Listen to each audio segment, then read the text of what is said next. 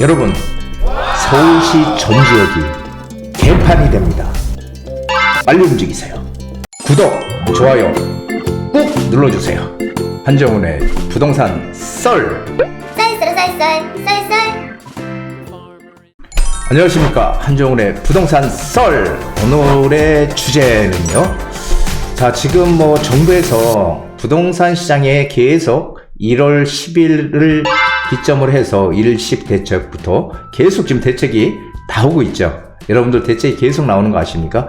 그 대책을 가만히 보면은 앞으로 우리의 재테크의 방향을 확실히 알 수 있습니다. 자, 오늘 정부에서 내놓은 이번 대책 한번 점검해 보겠습니다. 자, 먼저 부동산 세미나 공지를 합니다. 4월 11일. 야, 4월 10일이 선거일이잖아요. 본래 4월 10일이 저희 항상 세미나 하는 수요일날 세미나 하는 날짜인데 하루 늦춰서 선거 다음날, 상당히 의미 있는 날이죠. 선거 다음날 세미나를 진행을 합니다. 오후 2시에서 5시 목요일입니다. 4월 11일. 자, 주제는요, 선거 이후 다시 주목해야 될 숨은 투자처 용산, 이런 주제로 진행을 합니다. 자, 서울시 정비 사각지대, 이게 무슨 말이에요? 사업성을 높여서 개발하겠답니다. 지금 서울시에서 정비 사각지대. 자, 여기 동네는 무지하게 낡았는데 우리는 재개발이 안 돼. 여기는 안 돼. 옛날에 우리가 이렇게 얘기들 많이 했죠. 근데 서울시가 재개발 재건축 사업을 돕기 위해, 특히 여기서 지금 이 대책에서 얘기하는 거는 이 재개발 사업에 포인트를 크게 맞췄습니다. 지금 사업성이 부족한 정비 사각지대에 사업성을 높여서 개발을 하겠다. 자, 그래서 최근 정부가 재개발 재건축 규제 완화 발표와 더불어서 서울시에서도 정부에 발맞춰서 적극적인 지금 행보를 보이고 있습니다. 자, 그래서 이게 과연 어떤 것인지 한번 살펴보도록 하죠. 자, 서울시의 재건축 심폐소생술. 제목이 아주 그럴듯합니다. 사업성 보전 개수. 자, 우리가 재건축이든 재개발이든요, 가장 중요한 게 사업성이잖아요. 앞으로 이 사업성은 정말 중요합니다. 재개발에서 우리가 속도, 사업성, 이게 중요하다 얘기를 했지만, 이 속도보다 더 중요한 게 사업성이에요. 사업성이 좋으면 속도도 빠르게 따라올 수 있거든요. 그래서 사업성이 지금 첫 번째 원칙인데, 그 사업성이 좋은 지역들은 주민들이 으쌰으쌰 동의해서 막 진행을 하죠. 하지만 사업성이 떨어지는 곳들은 진행이 잘 안 돼. 아무리 정부에서 안전진단을 면제해준다 그러고 그런 정책들을 내놔봐야 어차피 안전진단은 면제해주나 마나 사업성이 안 좋아서 진행이 안 되고, 사업성이 안 좋다는 의미가 여러분들 재건축이 안 된다는 의미가 아닙니다. 제가 분명히 말씀드리지만 사업성이 안 좋다, 이것은요, 나중에 추가적으로 내야 될 추가 부담금이 커진다는 얘기와 같아요. 즉, 못하는 것이 아니고 할 수는 있는데 추가 부담금을 많이 내야 된다는 거죠. 그래서 말이 지금 상당히 논란이 되고, 상계주공 5단지 같은 경우죠. 5단지 맞죠? 5단지 같은 경우도 지금 추가 부담금 5억이래요. 이거 5억 내고 해야 됩니까? 이렇게 이제 사람은 생각할 거 아니에요. 그래서 이 사업성이 중요한데, 사업성이 떨어지는 지역들은 제대로 진행을 못 하잖아요. 그래서 정부에서 1월 10일 대책에서 내놨던 게 뭐예요? 재개발 재건축. 특히 재건축은 안전진단을 면제해서 무조건 다 안전진단을 통과해서 빨리 재건축을 진행할 수 있게끔 하겠다. 그렇다면 한 1년 6개월 정도가 안전진단이라는 것 때문에 늦어지는데 그것을 1년 6개월 빨리 땡길 수 있다. 이렇게 지금 해놨는데 막상 보니까 사업성이 없는 데들은 안전진단이 없어도 잘 안 되는 거예요. 그래서 그런 것들을 지금 여러 가지 방법으로 해서 사업성을 높여주겠다라는 얘기입니다. 자, 이것도 마찬가지죠. 서울시 정비 사각지대, 재개발 재건축 길 터준다. 똑같아요. 재개발도 역시 진행이 잘 되는 지역이 있는 반면 진행이 또 안 되는 지역이 있잖아요. 사업성이 떨어져서. 자, 이런 데도 지금 어찌어찌해서 활성화 시켜주겠다. 지금 이런 얘기를 하고 있는 거죠. 자, 이 보도자료죠. 서울시 정비 사각지대 사업성 끌어올려서 재개발 재건축 길 터준다. 자, 재개발 재건축 2대 사업 지원 방안 해가지고요. 사업성 개선, 공공 지원 두 가지예요. 사업성 개선 방안 그리고 공공 지원 방안. 이것을 15가지씩 해서 10종 대책으로 내놨습니다. 자, 여기서 포인트는 이거죠. 열악한 노후주거지가 재개발이 돼야 되는 거 맞잖아요. 근데 사업성이 없고 여러 가지 현행 그 법적인 미비사항 때문에 안 되는 데도 있거든요. 그래서 산자락 등 사업성 떨어져 방도 없었던 곳을 이제는 재개발을 할 수 있게끔 해주겠다. 그래서 사업성 보존 개수 적용 뭐 이렇게 돼 있어. 현행 용적률 인정 등 인센티브 규제안으로 사업성 개선. 이거 뭐 그리고 도로 접도 요건 및 고도 경관지구. 고도 경관지구 남산이 생각나네요. 그렇죠? 고도 경관지구 높이를 완화해 주겠다. 그래서 통합심의도 하고 융자 지원 등 전폭적인 공공지원, 사업성 개선과 공공지원 두 가지 방안을 지금 내놨다. 이런 얘기를 지금 이 보도자료에서 하고 있는 거죠. 자, 핵심 내용 이런 거죠. 제가 조금 전 말씀드렸지만은 2대 사업 지원 방안인데 재건축 재개발 2대 사업 지원 방안인데 사업성 개선과 공공 지원 이거 두 개로 지금 나눠져 있어요. 공공 지원. 그래서 조금 전에 말씀드렸지만은 이런 것들을 사업이 가능할 수 있게끔 혜택을 한마디로 주겠다라는 거죠. 이게 이번 대책의 가장 핵심이라고 할 수 있겠습니다. 자, 여기 보시면 재개발 재건축 사업 지원 방안 해가지고요. 사업성 개선 방안이 5개, 이쪽이죠. 이렇게 갈라서 이 왼쪽이 사업성 개선 방안, 공공 지원 방안 5개 이렇게 지금 10가지로 지금 나눠 놓고 있습니다. 그래서 여기 보면요. 사업성 개선하기 위해서 자, 여기 역세권 준주거까지 상향시켜 주겠다. 이제는 역세권을 준주거 지역까지 상향을 시켜준다네요. 준주거 지역의 용적률 400%거든요. 우리가 일반 주거지역, 재개발을 할 수 있는 일반 주거지역의 용적률이 2종 일반 주거지역이 200%, 3종 일반 주거지역이 250%예요. 그런데 이걸 준주거까지 상향을 시켜주면 용적률을 400%까지 받을 수 있다는 거예요. 일단 기본적으로. 상당히 큰 거죠. 그리고 사업성 보존 개수 도입. 어떤 개수를 도입해서 한마디로 사업성을 좋게끔 만들어주겠다는 거죠. 그리고 현황 용적률 인정. 이게 무슨 얘기냐면은 예전에 2004년도 이전에는 주거지역이 종이 세분화가 안 됐었어요. 지금은 뭐 1종 일반 주거지역, 2종 일반 주거지역, 3종 일반 주거지역, 준주거지역, 그 다음에 전용 일반 주거지역, 1종, 2종 이렇게 지금 종 세분화가 2004년도 이후에 됐거든요. 그전에는 그런 게 없었어. 그래서 그전에는 용적률이 상당히 높았어요. 대부분. 막 300%가 넘어가는 것도 있고요. 그런데 그 용적률에 가로막혀서 재건축이 아예 안 되는 것들을 용적률을 인정해 주겠다라는 거죠. 그리고 공공기업 부담도 완화해 주겠다. 우리가 기부 체납하면은 기부 체납할 때 많이 부담하잖아요. 기부 체납. 그것도 좀 줄여주겠다는 얘기예요. 뒤에서 나오겠지만. 그리고 기반시설 입체 복합화 하겠다. 이게 이제 사업성 개선 방안이고요. 타 공공 지원 강화는 재개발 사업구역을 확대하겠대요. 확대. 지금 어마어마하게 많은 지역들 재개발 진행하고 있잖아요. 그런데 또 확대하겠답니다. 그리고 산자락 저층 주거지 높이 규제 대폭 완화. 어디가 생각납니까? 남산이 생각나잖아요. 남산 고도 제한 때문에 우리가 사실 상당히 높이 짓지를 못했죠. 용산에 그런 곳들 그런 곳을 좀 완화시켜주겠다는 거예요. 근데 이렇게 얘기를 하니까 그러면 남산에 고도 제한 완화 완전 풀리는 거 아니야 이거? 풀리는 거 아닙니다. 풀리는 게 아니고 완화되는 거예요. 여러분들 착각하시면 절대 안 됩니다. 지금보다 좀 더 높게 지을 수 있게 해주는 거지 그걸 완전히 풀어버린다? 이것은 절대 아니다라는 것을 기억을 하셔야 돼요. 그리고 정비사업의 통합심의 본격 추진. 이건 통합심의는 한 곳에서 지금 환경 영향평가, 교통평가 이런 것들이 따로따로 막 돼 있어가지고 시간이 부처가 다르니까 막 시간이 많이 걸렸는데 이걸 한 곳에서 몰아서 통합심의를 해서 그 시간을 줄여주겠다는 거예요. 그러니까 한마디로 뭐예요? 빨리 져라, 빨리. 우리가 빨리빨리 지금 뭔가 할 수 있게끔 해줄 테니까 이런 거죠. 그리고 정비사업 금융지원 확대. 돈을 지원해 주겠다네요, 또.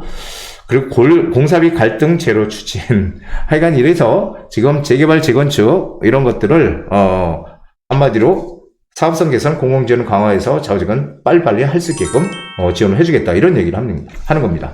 자, 그래서 여기 보면은 일단 중요한 내용만 잠깐 볼게요. 첫째, 교통 등 기반시설의 양원 역세권의 범위가 뭐예요? 승강장으로부터 직선거리로 500m까지를 역세권이라고 하는데 1차 역세권이 승강장에서 250m까지가 1차 역세권이고요. 1차 역세권은 250m까지의 승강장에서 250m, 그리고 2차 역세권은 250에서 500m까지를 2차 역세권이라고 하는데, 지금 중요한 건 뭐냐면은 요 1차 역세권입니다. 1차 역세권. 1차 역세권의 범위가 승강장에서 직선거리로 250m까지가 원칙인데, 이것을 한시적으로 내년 말까지 350m로 100m를 늘려놨어요, 지금. 그래서 1차 역세권의 범위가 한시적으로 지금 350m가 된 거죠. 그래서 350m 내를 중심으로 고밀 복합 개발이 필요한 지역을 뭐 한다? 준주거까지 용도 지역을 상향시켜 주겠다. 이런 얘기예요. 이거 참 상당히 큽니다. 자, 그리고 둘째, 단지 또는 지역 간 사업성 편차를 줄이기 위해서 사업성이 부족한 곳에 뭐예요? 사업성 보정 개수를 적용해서 현재 10에서 20% 수준인 허용 용적률 인센티브 범위를 20에서 40%까지 2배를 늘려주겠다는 거예요. 그렇다면은 용적률을 두 배를 지금 요 인센티브를, 허용 용적률 인센티브 범위를 2배로 늘려준다는 그만큼 사업성을 더 확실하게 좋게 해주겠다는 얘기랑 똑같은 거죠. 사업성을 좋게 해주겠다는 얘기입니다. 자, 뭐 사업성 보정 개수가 이렇게 나왔는데요.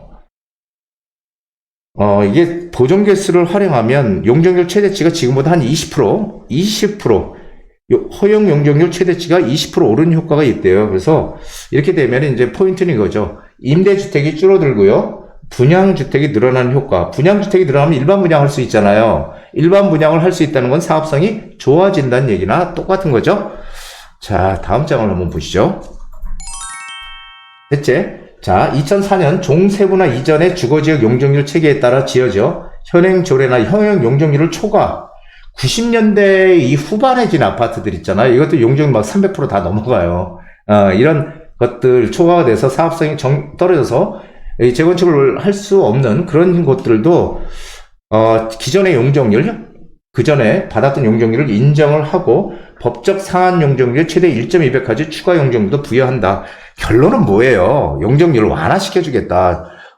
지금 계속 이런 얘기를 계속 하고 있는 거죠. 그래서 뭐 밑에 그림은 뭐 복잡하니까 그냥 놔두고요. 다음으로 넘어갈게요. 자, 네 번째, 사업성 확보에서 중요한 요건인 공공기업 부담도 낮춰줍니다.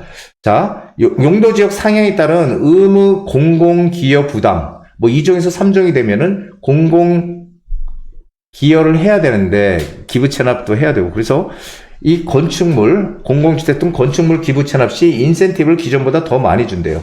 건축물로 기부채납을 할 때. 그래서 어려운 건설 경기를 반영하지 못했던 정비사업 공공주택 매입 비용 현실화도 이제 추진을 하겠다.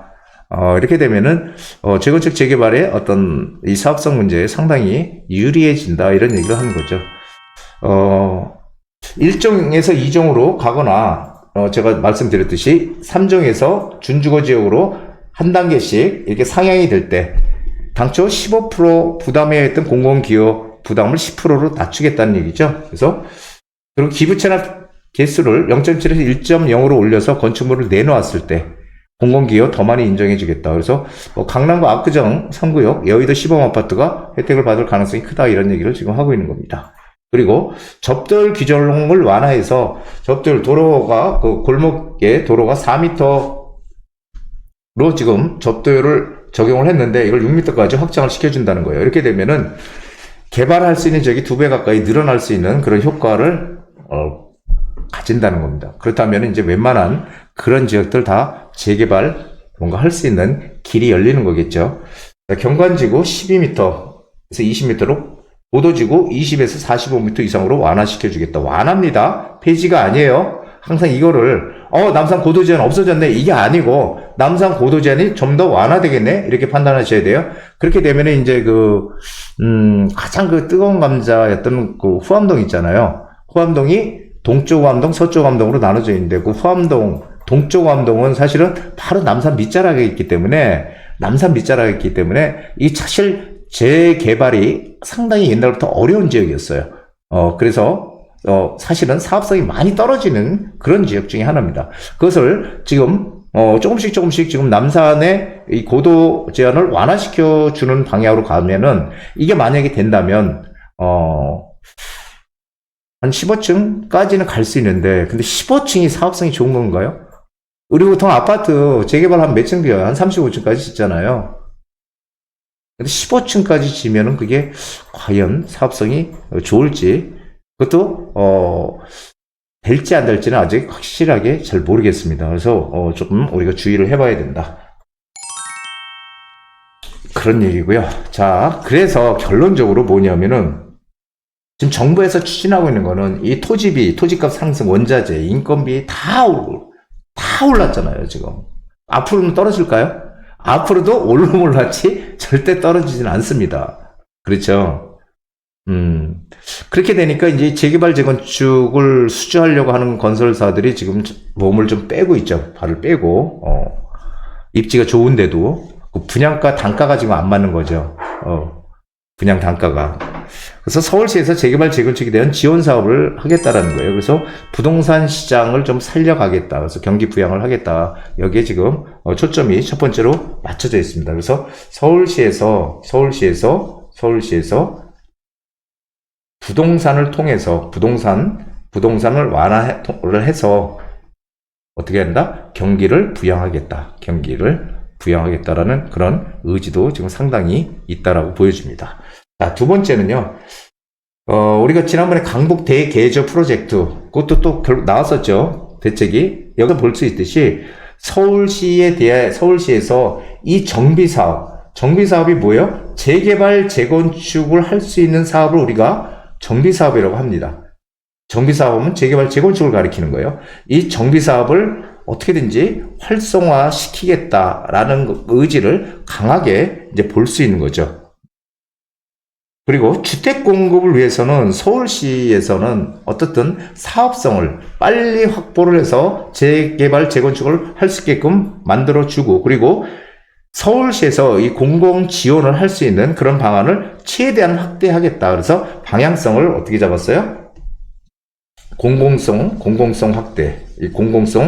확대, 그리고 뭐예요? 또 하나? 공공성 확대, 그리고 사업성을 높여주겠다. 사업성 개선해주겠다. 이런 얘기를 지금 서울시에서 하고 있는 겁니다. 자, 이거 왜 이럴까요? 서울에 지금 집이 부족하다라는 것은 뭐 팩트니까 거기에 대해서 이의를 제기할 분은 별로 없을 거예요. 서울에 집이 공급이 부족하다. 뭐 정책의 지난 정부 어떤 정책의 실패 이런 요인도 있고요. 여러 가지 요인이 있지만 부족하기 때문에 공급을 늘려야 된다는 데는 이견이 없지만 공급을 늘릴 수 있는 방법이 없다는 거죠. 서울 같은 경우는 특히 이 대도시니까 이 구도심에 공급을 늘릴 수 있는 방법은 재개발과 재건축밖에 없거든요. 그렇죠? 근데 이 재개발과 재건축 아니면 신도시, 택지 개발을 하는 외곽의 신도시. 근데 그것은 별로 바람직하지 않죠. 지금 모든 선진국들이 다 도심으로 리턴하는, 그래서 컴팩시티라고 해서 압축 도시의 개념으로 외연을 확장하지 않는, 이제 앞으로 더 이상 외연을 확장하지 않고 이 도심에서 모든 것을 끌어다가 만들어갈 수 있는 이런 정책을 가고 있는데, 외연을 확장하는 정책은 이제 좀 구시대적인 발상이죠. 그래서 신도시가 아닌 이 구도심에 뭘 해야 되는데 더 이상 신규 택지 없잖아요. 신규 택지 없으니까 어떻게 해요? 그리고 개발은 뭔가 재개발, 재건축은 해야 되겠으니까 결국 노후된 그리고 사업성이 떨어진 저층 주거지들을 재개발로 어떻게든지 좀 바꿔갈 수 있게끔 유도를 하겠다라는 그런 정책이 있죠. 그래서 노후주거지인데 이게 사업성이 안 좋은 주거지들을 사업성을 좀 만들어서 사업성을 높여서 재개발 가능하게 하겠다라는 얘기를 지금 하는 겁니다. 자, 그런데 여기서 결정적인 결론이 하나 있어요. 자, 그렇다면은 앞으로 많은 지역들, 이제 대부분 지역들, 노후주거지고 다 이런 데들이 다 재개발, 재건축 다 진행할 거 아니에요. 그러면은 우리, 투자 여기저기 그냥 아무 데나 다 해도 이익이 날 수 있겠네요? 라고 생각하면 오산이라는 거예요, 여러분. 지금 보세요. 신속통합기획, 모아타운, 그 다음에 역세권 개발 등등, 그리고 뭐 공공재개발 일부, 상당히 많은 서울의 지도를 놓고 보면요. 모든 지역이 재개발, 재건축 안 하는 데들이 별로 없어. 그런데 앞으로 이것들이 더 많이 늘어난다면 어떻게 될까요? 사람들이 지금 제가 양극화가 앞으로 점점 더 커질 거다. 서울이라는 곳도, 부산이라는 곳에서도, 대구라는 곳에서도, 광주라는 곳에서도 지역에 따라서 양극화가 커질 거다. 그 같은 시에서도 그렇게 되면 어떻게 돼요? 사람들의 선호도가 높은 지역들, 아무리 정부에서 사업성을 높여주고 뭐 어쩌고저쩌고 한다고 해도 사업성이 높은 지역들만, 그리고 사업성이 높다는 의미는 선호도가 높은 지역이라는 얘기죠.